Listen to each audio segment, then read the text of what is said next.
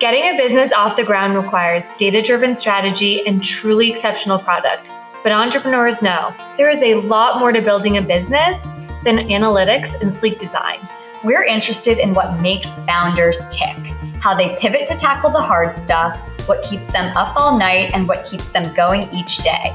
I'm Jenny Rudin. And I'm Katie Demo, and we're the co-founders of Brass Clothing and your hosts for Making It Happen, a show where we have raw, honest conversations with other founders like ourselves.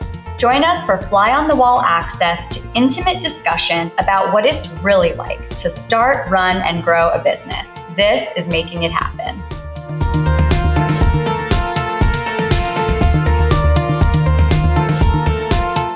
Welcome everyone to the season finale of Making It Happen. You made it, we made it, and we're incredibly grateful that you've joined us on this journey. And today, on this final episode of Making It Happen, we have a very special guest joining us, Danika Brysha. Danika is a 3-time wellness entrepreneur, body positive fashion model, and self-care and lifestyle design coach. You could say that Danika is the epitome of making it happen. But Danika has had to overcome various personal, professional, and financial obstacles to get where she is today. And her story is nothing short of incredible. In fact, it wasn't until after enduring some pretty dark days and realizing that starting a business might be the only path forward that Danika founded Model Meals and is making the positive changes that got her to where she is today. Welcome, Danika. Hey, Danika. Thank you for having me. That was quite the intro. We are so thrilled to have you, obviously. Yes, especially as our last guest for our series in season 1 of Making It Happen. Let's dive right in. You are a model turned entrepreneur turned coach and an inspiration to lots of followers. But let's back way up. Tell us where your career began. Well, my career began at In-N-Out Burger. In high school. That was my first job. And I joke, but I'm actually serious because that job, I took so much away from that job and how that organization was run. It was such an incredible experience. I have like nothing but love for that company. And as an entrepreneur now, you can look back on like leadership and structures and systems and be like, wow, that was really impressive. So anyway, a little nod to them. But, I started after college, I moved to Los Angeles and was working in television and film. I worked on some HBO shows. And I always had a dream of being a model.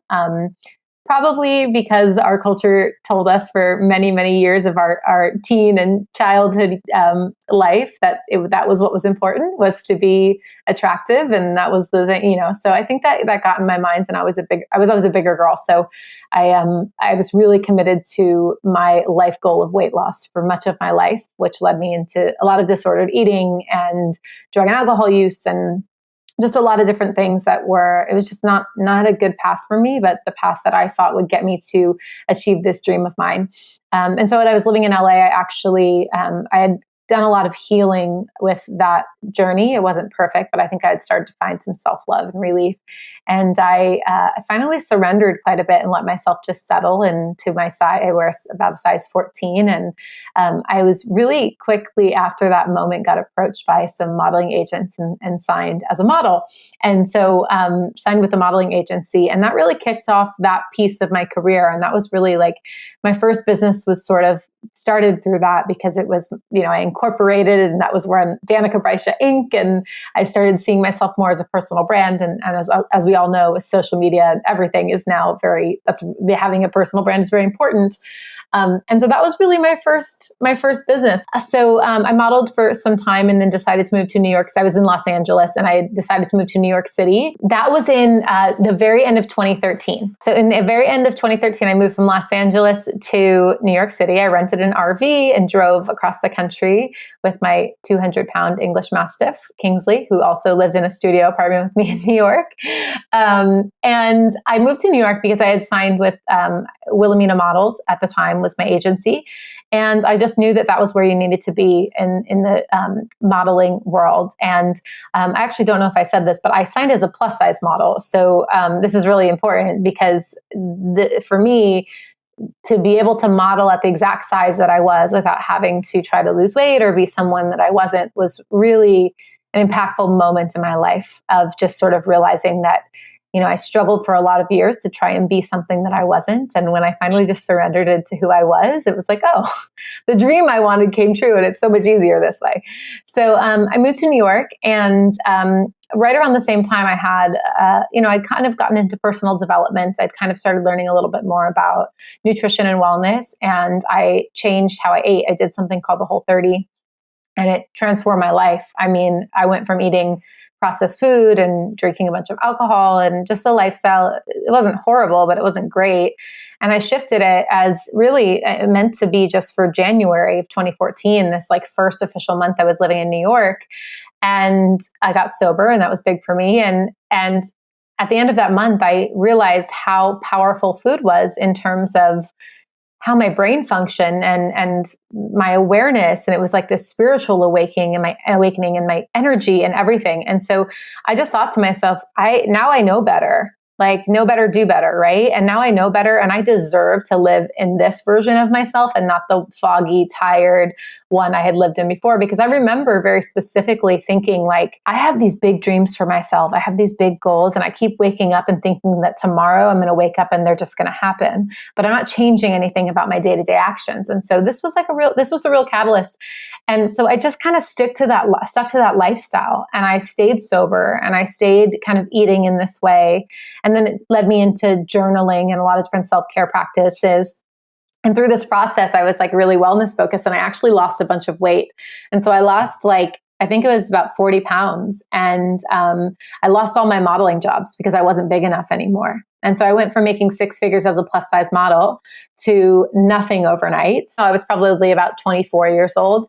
And I didn't save any money. There was no sort of fiscal responsibility happening. I just moved, you just kind of expect the income to keep coming. So very quickly, I had to figure out what to do, and financially. So I got a job at a juice shop, and I started dog sitting on, Rover, and I started renting my apartment on Airbnb and staying down the hall at a friend's. So I think this was like my first little taste of entrepreneurship now that I look back at it. It was sort of like, how can I bring in these different streams of revenue? And ultimately, as I had used this space and time to figure out, what lights me up, what matters to me, I had an awakening that this food, this lifestyle, this changed me so much that I wanted to share it with people. And I looked at what questions people were asking me, like, what are you eating? And can you share the recipes and all that? And so I thought, well, maybe if I could cook meals for people and deliver them the same meals I'm cooking for myself, that I could have a little business out of it. And so, at this point, I was probably at least 2 months late on my rent, and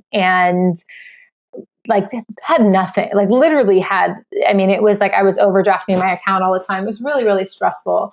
And so I decided I was going to launch a meal delivery business, and I put something on Instagram, and I said, Model Meals is here, and I'm cooking. Does anyone want a private chef in New York? And I always laugh at saying private chef because I'm not a private chef, but step in, own it, right? Oversell and underdeliver. No, I'm kidding. Yeah, right. Oversell and deliver is the message. Literally deliver by hand and foot on the train.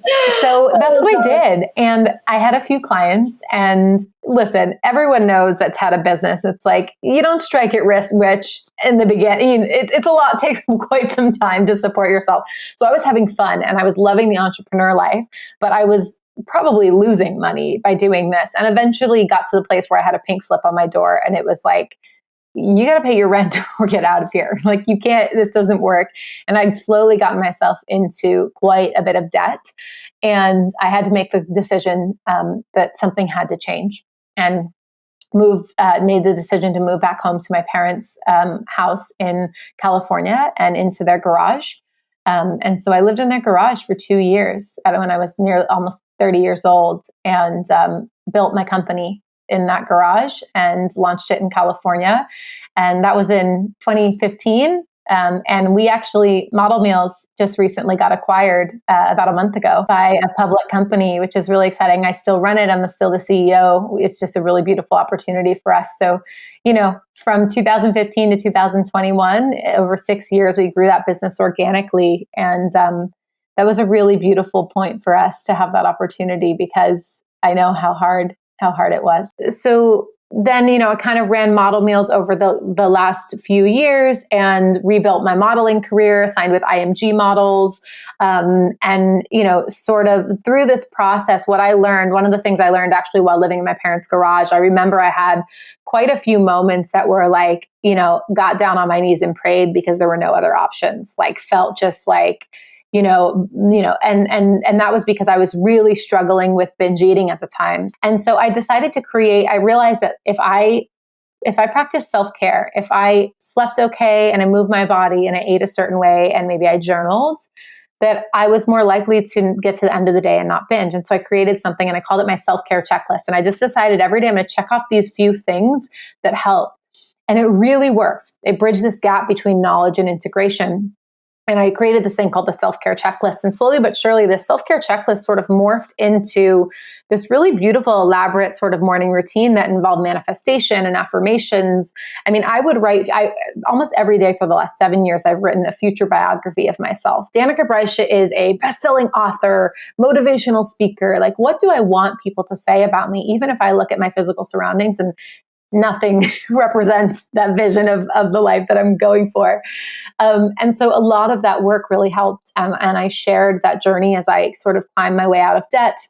And I shared my self-care practices and sort of fell into the self-care space because it was deeply healing for me on my self-love journey as well. And I fell into the self-care space. And so a couple of years in 2018, decided to do a few different events to teach these tools to women, to teach them how to build a self-care checklist, to, go after what they dream of, to find more self-love. When I came back, I had a real clear, I had a lot of clear learnings, but one of them is the one that really fed into this third business. I promise we're getting to that. What fed into this third business was I realized that people could have all the knowledge in the world, but if they didn't have a system to integrate it, they were actually ending up in more shame and guilt because they knew better and they weren't doing better. And we need to bridge the gap between knowledge and integration, right? And I see it so much. And because I was like, you have the tools, but like, there's a process and there's a daily practice and you can't just go all in on something. There's habit changes and it needs to be gradual and empowering. There's so much to it. And so, I was continuing running model meals. Model meals, as much as we were a big company and we were doing, well over 6 figures, it was an expensive industry. So I wasn't paying myself some great salary. It wasn't livable for me even after 5 years. And modeling was really the place where I made the income that I lived off of. And so last year with COVID and the pandemic, my income stopped overnight.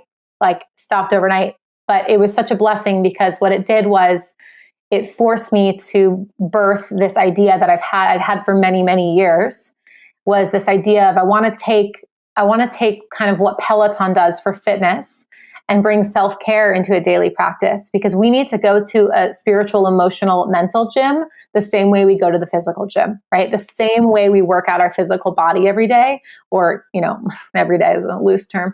But the same way we work out our physical bodies, these exercises, these are daily practices. And that was where I could really, if I had live self-care classes and a community where we could do this work daily, gratitude affirmations, like, intentionality, self-love, all these exercises that were important daily practices to shift how we looked at ourselves in the world, then I could actually help people make a difference in their life versus just giving them tools and saying, here, figure it out. And so we launched Self-Care Society in, I want to say it was around March of 2020. My brother is my business partner there, my older brother, which has actually been an incredible experience. And we've been growing that company since then. And it's been really wonderful in growing that team.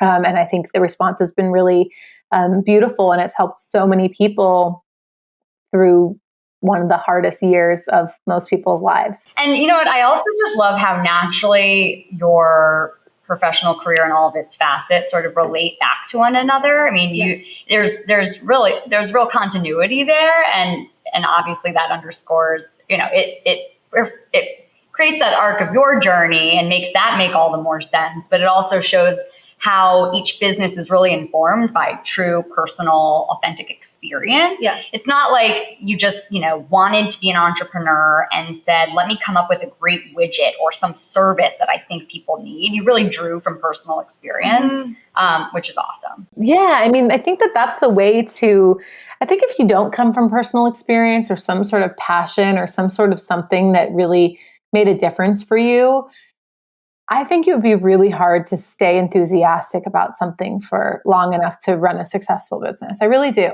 Circumstance and tough times also sometimes are the exact catalysts we need to get up and get after something. And as we've described, businesses don't just generate profits overnight. There's a long path between the day you plant that seed of that idea and you turn and until you turn that profit or start even earning revenue in advance of that. So tell us a little bit about what some of those catalysts were for you. We understand, you were finding your checking account had a zero balance, you were getting eviction notices. Talk about the importance of those those moments and those reality checks, that looming, challenge that you were forced to confront, how that kind of served as a tool for you in terms of launching some of these companies. Yeah. So I call that the contrast. And the contrast is the stuff that feels kind of icky and kind of uncomfortable, but it's the only way that we know what direction to head. And so it's, the willingness to take risks or the willingness to get uncomfortable. Those are those moments that give us clarity on where to go. It's like, I liken it to now I eat very, mindfully now. I eat a lot of just real foods, and that's just my lifestyle. And so when I eat something that doesn't make me feel very good, I call that the contrast, right? It doesn't mean it's bad by any means, but it's the contrast. It shows me, oh, that's right. I get the brain fog and I'm less productive and it's harder for me to focus. And so that's the contrast, right? But I'm using this example to kind of explain this, but when you eat that way almost all of the time, sometimes you forget there's no motivator because it's just your normal. Well, in that instance, it's not the contrast, it's the constant. Exactly. And, exactly. You don't have that indication. So the contrast is such a gift. Because if you're in it right now, and if you're struggling, and if you're what a gift, because these are all clues. You're getting clear clues. And I was just reading in one of my Self-Care Society classes recently, we're reading a Gay Hendricks quote. And it was just about sort of this idea of life speaks to you in these whispers. It sleeps in these nudges, in these whispers. But if you don't listen to them, you're going to have to get the message from a sledgehammer. So it's this process, this learning process. And that's why I love self-care. And this conversation is this learning process of listening to the messages when they're a little bit quieter and a little more subtle, and learning to listen enough so that you can make the pivots and the changes from a place that's a lot less painful. But I think that I had to come from those really painful places. So like you said, I would say the modeling career for me was coming from a lifetime of pain of not feeling worthy, not feeling enough, feeling like as a, curvier girl that I wasn't valued. And so that was what drove me there. And I would say that was my probably least healthiest driving force, but it did drive me and to where I wanted to be in a way. And the universe gifted me that in a way that was actually very healthy as a plus size model. And then, with model meals, it was, the stress, financial stress is so heavy. It is so heavy. It is so hard, especially for, I think most entrepreneurs are very independent type people. And so when you are an independent person and you do have that pride of no, I'm going to figure it out and I can do it. I think it's even that heavier. It feels that much harder, but it's also such a good motivator. So that was really the pink slip on my door was huge. And then living with my parents, bless them. I love them. But, living with your parents when you're nearly 30, it's just a different dynamic. So that discomfort sort of propelled me into growing the company. And then Self-Care Society really came from, for me, again, it came from this situation where I needed to find another stream of revenue and quickly, because what I had counted on had sort of fallen back. But what a gift, right? Would I be here? Would this company have actually been birthed had it not been for my schedule slowed down a lot and I stopped traveling 50% of the time and and COVID? Probably not. It probably would still be something I was talking about over and over and over. And so what a gift, right? And I try and notice those gifts as they come more. And again, noticing them when they're a little more subtle. But it's, I don't think I'd be here without them. I know that over the course of your building these businesses and over the past 2 years, you found yourselves in and out of financial straits, like really tough times. And you've seen that debt decrease as your businesses might have been able to chip away at it. But constantly looming above you was that pressure and that stress of knowing you needed to work through that debt and get to the other side of it. How did you use that as a motivating force? Were you too hard on yourself about it? I mean, I think now you talk a lot about the clarity that you've achieved and the ability to, be patient with yourself and reflect back in a positive way, understand the challenges and the steps you took to overcome it. But obviously, I'm kind of bringing this full circle into the question, which is that a lot of entrepreneurs, regardless of whatever field they're in, have to go into debt to fund their businesses. And there's this in this country specifically, but in other countries even worse, like in the UK, for example, being in debt is shameful. Like we have this very negative, it has a very negative connotation, but sometimes it's essential to either, propel forward an idea, really jumpstart someone's motivation, or to take that risk to jumpstart a business. So I'd love to learn a little bit about how you've managed your feelings around being in debt and working out of it. And then even perhaps now as you look forward, I mean, obviously your businesses, I assume, are doing well, but I'm curious if you have any financial struggles with them now and how you're working through that. Yeah, money. Oh man, I love money. And it is like the part of my self-care journey that I'm on right now. I think that financial wellness and awareness is so important. And like one of my core desired feelings is freedom. And for me, I think that's why I chose the path of the entrepreneurs. I really deeply value the freedom of my own time and energy. And money is connected to that. And I had a lot of things to break down around money. I'm still breaking down a lot of beliefs that say I'm not good with money.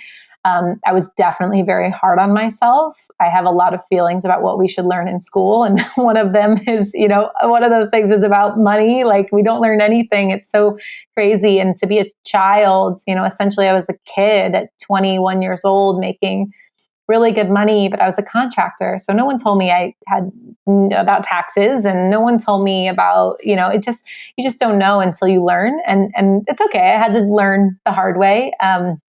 And, I think at the time, debt was another contrast, right? It was another driving force. And, not everyone has the ability to move in with their parents, right? Most people don't have that. For me, I'm very privileged in the sense that I know I'm not going to end up on the streets, and many people don't have that. I have that, which is a blanket, right? So I always want to speak to that as well, because we all have different situations in terms of what resources we have and what taking that risk and that leap actually means given our life circumstances. As a single, at that time was single woman, in her 20s, I didn't have a lot of people relying on me. I could take probably more risks than someone with children has and doesn't have, but with money, it's like, there's so many things, right? I hid from it for a long time. And I think that it was too scary to face. And so I got taken advantage of. I had money, people take money that shouldn't have, right? And I was afraid to look at it. And I think that probably about 3 years ago, I decided to look at it. And it's always less scary than you think it is. Meaning, no matter how big and scary your debt looks or your financial situation looks, it's not like the not knowing is much scarier than actually looking at it. And so once I understood interest and looked at how much money I was spending to have this money, I just started educating myself and chipping away. And I'm not debt free today. I just bought a house. So I think that the debt has been one of the things that once I looked at it, once I informed myself, once I was allowed, honest with it, it wasn't as scary, A.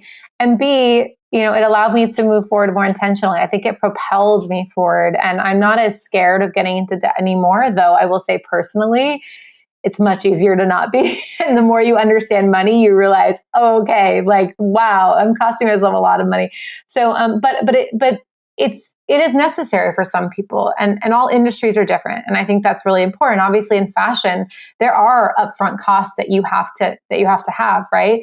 Whereas what we were doing with Model Meals, we were actually able to start the business without any capital. I mean, I think we both were like, if we put $100 in, if we need to, sort of thing, if we needed to, but we were able to pre-sell our meals because of the way that our operation worked. And by the time we have to order the ingredients, the money's already in, sort of thing. So there are ways to do it, but I think that it's not a one size fits all conversation for entrepreneurs based on their business, in the sense of it will require some money for some people to start things up. But pre-selling is always a great option. I've actually pre-sold so many different things in my career, and what a gift, right? Like the ability to do that and have people to support you. And the reality is, the reason I've been able to do that is because that part of DB Inc., part of like my first business, right, under this modeling umbrella and personal brand umbrella, is that I built a big social media following. That was really my first business, right?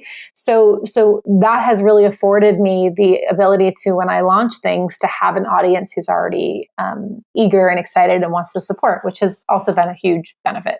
If someone came to you, an entrepreneur just starting a business, with a story where their back was really up against the wall, and it doesn't have to be debt related, just in general, they're feeling like they don't have a choice, what would you say to them in that moment? If you'd asked me earlier in my career, should someone just like risk it all, quit the job, do the thing, I probably would have said yes. But I also am such an advocate for self-care, and that it looks a lot of ways. And I think that you have to be responsible enough to care for yourself, because the reality is, if you ditch the paycheck or the job and you can't pay your bills and you can't eat well, or you can't, that all impacts your ability to launch the other thing. If I'm not taking care of myself, if I'm not sleeping well, if I'm carrying so much stress around, how the heck am I going to launch some amazing new thing from the clearest, most authentic, most aligned perspective? I'm not. So I would say you have to really fully understand the person's situation. Get a little uncomfortable, but don't make yourself miserable to the point that you're, at like the worst place. And then again, kind of circling back to what we discussed earlier is this passion, right? You have to build something that you believe really has to exist, something that impacts you, something that would have helped you in the situation and that could help other people. And I think that as long as you come from that value system and you find something that you really have in your heart that like needs to exist, I think you're going to find success. And I think it'd be really, really hard. I know people do it all the time and they start businesses just to make money and they're successful, right? But success to me is not about money. Success to me is like, am I fulfilled in what I'm doing? Do I feel good about what I'm putting into the world? Am I making good money, right? Am I creating jobs? Am I creating a certain culture? There's so much more. It's like, how do you define success? So I think I'd have to get into that conversation, and then also understand, like, what are your values? And that's where when I talk about lifestyle design, I decided to be an entrepreneur because I read the 4-hour work week. And I just, when you're shown that there's a different way of thinking about things, right? And there's a different way that life could be. It doesn't just have to be 9 to 5, work until you're 65, retire, then do the things that you wanted to do. Like, there's like alternatives. I think that really excited me. And so I would like to understand people's values and help them understand where they're coming from and the lifestyle that is going to really help them. And then you both touched briefly on partnership, which I think is really important conversation as well. As I've been very fortunate to work with incredible business partners, and there are many times that I think to myself, oh my gosh, I'm so glad I don't have to figure this out alone. You've mentioned that in order to sort of give business advice, that you really need to understand what is motivating someone, what their goals are, perhaps what their definition of success is, because obviously everyone has a very different idea of that. And I feel like it'd be interesting to hear you speak a little bit to your mission, your vision for your businesses. Yeah, I mean, for me personally, in my own like mission and vision, it's really, I just like to create things that helped me. Everything that I created was something that I realized, oh, wow, for like meal prep, for example, not just from the standpoint of nutrition and feeling great, but for me as someone who was on diets and obsessed with food and had obsessive thinking about food for so many years, I actually found that psychologically having meals ready to eat in the fridge that I didn't have to think about was a huge mental relief, because I didn't have to obsess about food. It removed my ability my need to think about food all day. So it's very layered, right? It's like, yes, it changed my life physically and I felt better and I looked better, X, Y, Z. But from like, there's so many different pieces. So for me, when I start any business, that's really where it comes from, is it's a tool that I use. And usually my audience asks for it. It's usually like I show up, I'm sharing my life, and I really build businesses from problems that I hear, that I experience, and that I see the collective is also having trouble with. Like, okay, I have all the tools, but how do I integrate them? And I was Self-Care Society. Like I know that I could meditate and move my body. I know to do all these things, but how do I do it in a way that's accessible and overwhelming? So that's really big for me. And then in terms of for me personally, like, as I said, freedom's really big for me.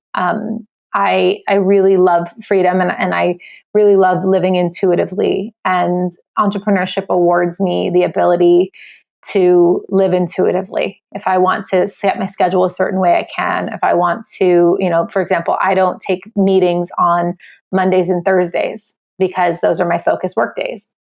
And I can build my schedule that way. And I can take a trip and work from wherever. Remote, having freedom of location was incredibly important to me when I started businesses. So as I designed the life I had the vision for, which is a lot of this work that we do in Self-Care Societies, like what is your vision for your life? You kind of can uncover those sorts of things. And I would love to retire by the time I'm 40. I don't mean not work, because I know myself. I love to work. I love what I do, but I mean not have to work, not have any reason that I have to make money. So that's a goal of mine. I'm 34, so I have 6 years. I think that's a great, ambitious goal. Thank you. Can we end on a little bit more about your vision for the next 6 years, how you're going to get yourself there? Model Meals, we're in a really beautiful situation. We have a national, by the time this airs, we should be expanded nationally. Early September. So we'll have national expansion with Model Meals, with this beautiful partnership. And this publicly traded company has been really exciting. And then with Self-Care Society, we have some really beautiful plans for what we're building this out to be. And for me, it's learning about money, right? It comes back to financial. I'm taking a course right now on sort of financial wellness and investing, having different streams of revenue. Like I have these two businesses. I also rent my RV out, and we also rent one of our cars out. And we also that's just how I've always operated. And there's a balance between having multiple streams of revenue and also determining what's actually worth your time, because it does take your energy, even if it's just renting out a car on an app or something. Yeah, a lot of amazing lessons, really tactical things have come out of this conversation, Danika. Thank you so much for sharing your wisdom with all of us. It really means a lot to us. Thank you for having me. So that was a really, really amazing conversation. Yeah, what an incredible woman. An incredible woman. So one of the things that I really took away from that conversation with Danika is the importance of working on yourself. Yeah. And really getting to know yourself and your needs, and what motivates you and what drives you, what your values are and what your vision are. All of these things are so important, especially as you're going into entrepreneurship or starting a business where you're, setting huge goals for yourself and going to be taking people with you, starting this business, employing people. It's really critical that you have some time to be able to work on yourself. Yeah. And make time for that. Absolutely. And I think another important thing, and of course, people have started businesses at every different possible age. But part of Danika's story that really resonated with me is the fact that she really used her 20s to try a lot of different things. Yes. There were a lot of highs, there were a lot of lows for her. She did a lot of learning about herself. She did a lot of grappling with some really personal challenges, obviously with the her experience dealing with eating disorders, being in debt, getting almost evicted, having to make a lot of pivots with her career and starting some side hustles to try to make the ends meet. And I think it's a real testament to using the earliest stages of your adulthood to explore and try and fail and get your knees dirty and, whatever, fall down, pick yourself back up. But then reflecting on those experiences with grace and humility and harnessing what you've learned from them to power your next ventures and your business, if entrepreneurship is something that you're interested in. Right. So it's like we said in the early days of the pandemic, don't let a good crisis go to waste. That's what we said.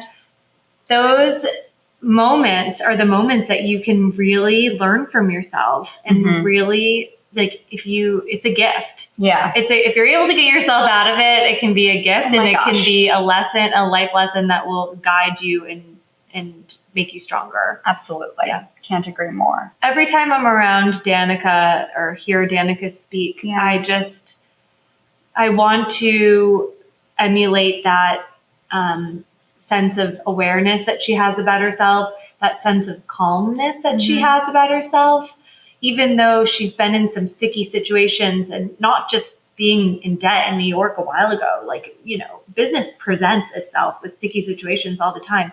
Yet she just it always feels like to me that there is this, like, there's always a lot of space around her because she makes that space around her.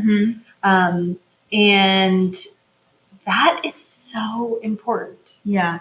And I think it also ensures that she can be the best leader she can be, because she creates space to manage, to have a clear focus and vision at all times about what her respective companies are striving for and what she hopes to accomplish with them. And I love that she has this very audacious goal of wanting to retire at 40, and that she's not maniacal in her approach towards making that happen, but rather just like very methodical. Yeah. And every day is a new day to move towards that end. Right. There's this like peace and calm about her approach. 100%. Yeah. She's not bogged down, which I think a lot of business owners are. No, that's so true. Yeah. Yeah. She's going to do incredible things in this world. Can't wait to see what happens. Yeah. Thank you again, Danika. Thanks, Danika. And thanks to everyone else for listening. This has been a really, really important moment for Katie and I to be able to share these conversations with you. And it's been a real honor to speak to all of these incredible women.